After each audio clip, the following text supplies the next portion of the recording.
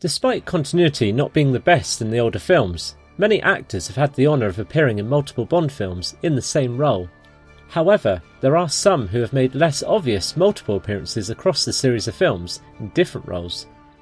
We start with Dr. No, where the first appearance of Bond isn't Sean Connery, but in fact stuntman Bob Simmons, who carried out the famous gun barrel walk for the first 3 films. Connery didn't film this sequence until 1965's Thunderball.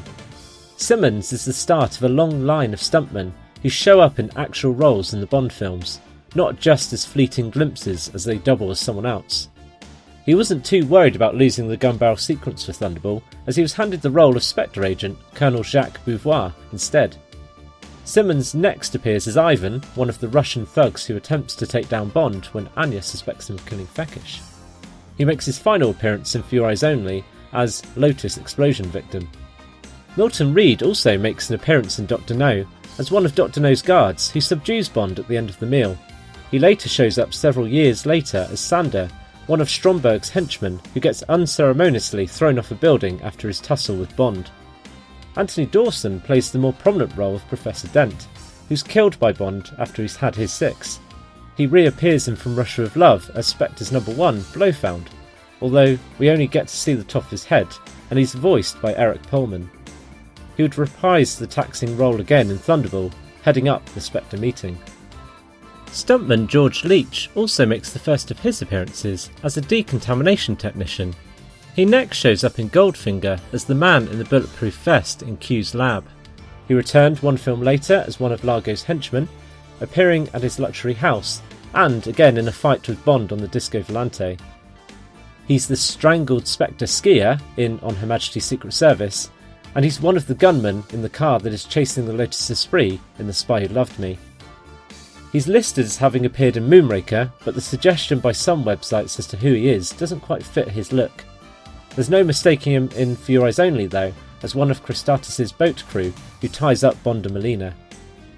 Leach has one final rumoured role in A View to a Kill as one of the miners gunned down by Soren, but it's not clear where he appears. You won't have seen her in any Bond films, but you have certainly heard her on multiple occasions. Nikki Vanderseel dubbed several female characters earlier in the series, starting with Dr. No and continuing right through to Moonraker, voicing characters such as Honey Rider, Jill Masterson, Domino, Kissy Suzuki, Corinne Dufour, and partly Solitaire. Walter Gottel makes his first appearance in From Russia with Love, playing Morzeni, who heads up the training facility on Spectre Island and ends up being set on fire trying to chase Bond down in his boat. He would show up again in The Spy Who Loved Me, this time in the reoccurring role of General Gogol, making his final appearance in The Living Daylights. Nadja, Regin and Martine Beswick also both appear in From Russia with Love. Regin plays Kerem's mistress before reappearing in the very next film as Benita in the pre-title sequence. Beswick makes her film debut as one of the fighting gypsy girls, Zora, and then just 2 years later takes on the bigger role of Paula, who acts as an ally to Bond but meets a deadly end. Burt Kwok makes the first of 2 appearances in Goldfinger as Mr. Ling, and then he shows up 2 films later as Spectre number 3, who's quite prominent in the control room in Blofeld's Volcano Lair. Goldfinger also features Vincent Wong for the first time, as one of the guards of Bond's cell at Goldfinger's ranch. He would go on to make 3 further appearances across the years, as a casino croupier in the pre-title sequence of Diamonds Are Forever, as a Liparis guard in The Spy Who Loved Me, and then finally in Die Another Day in the much more significant and credited role of General Lee. A clear sign of patience finally paying off. Richard Graydon, another stuntman, makes an appearance as one of Largo's henchmen in Thunderball and shows up 1 film later as a Russian cosmonaut. He's listed as being Draco's driver in On Her Majesty's Secret Service, who I believe to be this character here. He returns to space for Moonraker as one of the space fighters, but I can't find where he appears. You might catch a glimpse of him in the cable car fight though, as he was involved in the stunt work for this. In another case of waiting it out for a credited role, Graydon wraps up his appearances as Francisco the Fearless in Octopussy. A bit more unnoticed is the second appearance of Diane Hartford, who was first plucked from the bar in Thunderball to dance with Bond while he's trying to hide from Fiona, and then appears as another card player in Casino Royale, this time in the Ocean Club where Bond wins the DB5 from Demetrius. Ed Bishop pops up briefly in You Only Live Twice as Hawaii Capcom, but he's a more notable role, although still uncredited, in Diamonds Are Forever as fan favourite Klaus Hergensheimer, chief in charge of radiation shields. Shane Rimmer makes 2 of his appearances in the same films as Bishop, as the Hawaii radar operator in Twice, and as Tom, one of Willard White's men in Diamonds. We don't see Rimmer in Live and Let Die, but we do hear him as the voice of Hamilton, and he gets a much bigger role for his final appearance as Commander Carter in The Spy Who Loved Me.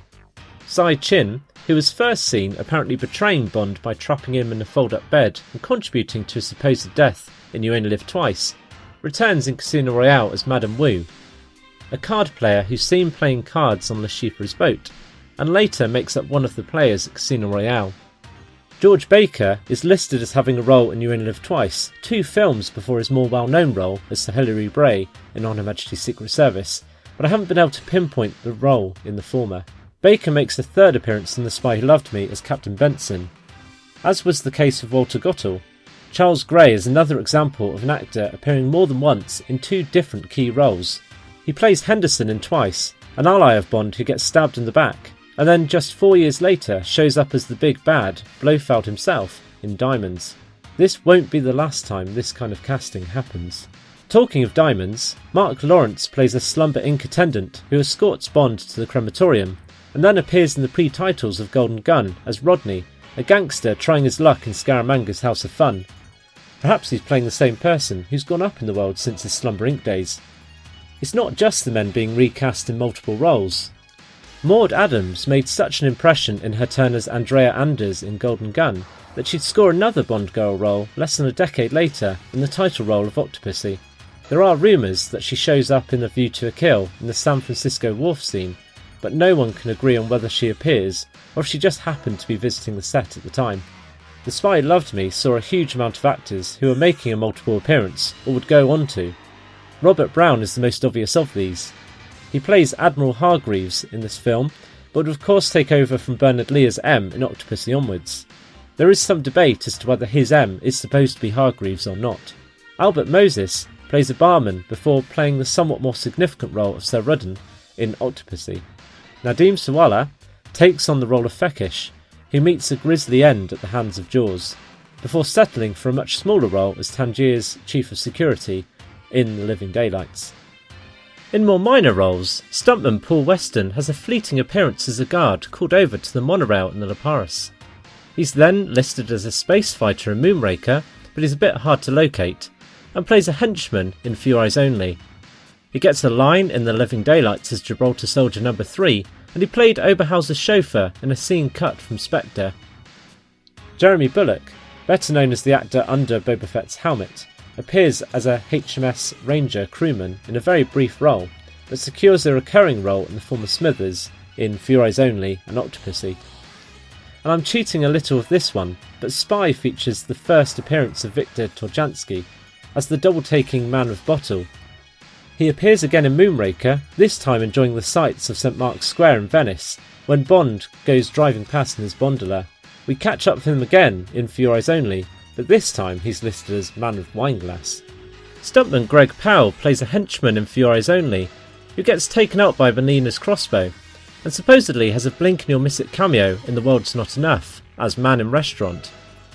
Mary Staven appears as one of Octopussy's girls in 1983, in one of her first credited roles, and then joins Moore again 2 years later for his swan song, playing Kimberly Jones, who picks Bond up in her motorised iceberg.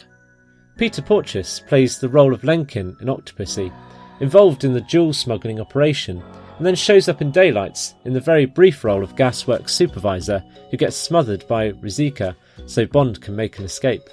Another notable role in Daylights is that of stuntman Simon Crane, who plays Gibraltar Soldier No. 1 and later plays Lieutenant Francois Bruges, one of the ill-fated Tiger helicopter pilots.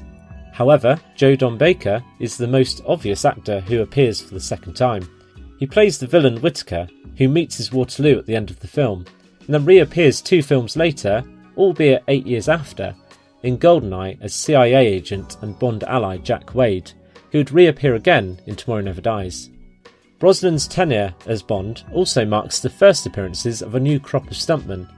Gary Powell, son of Greg, appears as a guard who pins Bond up against a wall as he tries to prevent the Tiger helicopter from leaving. Interestingly, he may be the first character to change roles or allegiances in the same film, as he shows up again in the Yanis headquarters. He plays another henchman in The World's Not Enough as the unlucky recipient of several bullets from Renard. Joining Powell in that film is Derek Lear, who also serves as one of Renard's submarine crew. Derek is listed as appearing again in Die Another Day as an Ice Palace guard, but I can't find him. Quantum of Solace marks a more significant role for Lear, who plays Haynes's bodyguard and even gets a line to say. Greg Foster makes his first appearance in Die Another Day as one of Graves' guards and serves as a henchman of Gottel at the conclusion of Casino Royale, but he doesn't hang around for too long. He gets a significantly upgraded role in Craig's second outing though, playing the role of Mitchell, possibly one of the most significant roles given to a stuntman yet.